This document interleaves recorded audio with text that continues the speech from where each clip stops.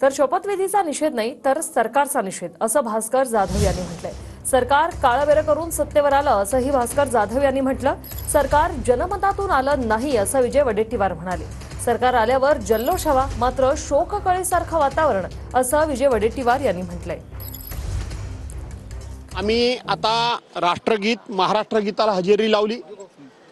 राज्याचे मुख्यमंत्री आणि उपमुख्यमंत्री यांच्या शपथविधीपर्यंत सुरुवातीपासून आम्ही सभागृहामध्ये थांबलो आणि आम्ही आता बाहेर पडलोय।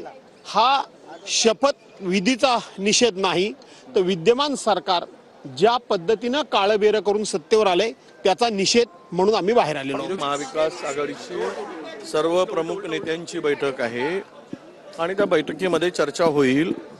खरं तर हे स्पष्टच आहे की हे सरकार जनमतातून आलेलं दिसत नाही, नाहीतर तो जल्लोष महाराष्ट्रात दिसला असता। महाराष्ट्रामध्ये जे काही वातावरण आत्ता दिसते ते वातावरण सगळे बघतायत।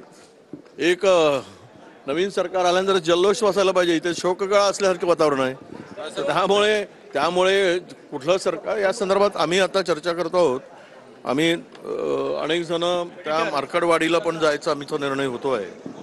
चर्चा सगळी झाली। 31 ज्यावेळेस निवडून आले त्यावेळेस ईव्हीएम मशीन खूप चांगली होती आणि इकडं मात्र असा निकाल लागला। हा त्यावेळेस ईव्हीएमला दोष द्यायला सुरुवात केली।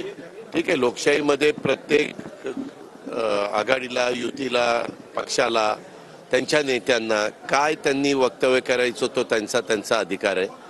पण उद्याचाच दिवस शपथ घेण्याचा आहे, त्यांना उद्या संध्याकाळपर्यंत शपथ घ्यावीच लागेल। तर परवा दिवशी सभागृहामध्ये कामकाजात भाग घेता येईल।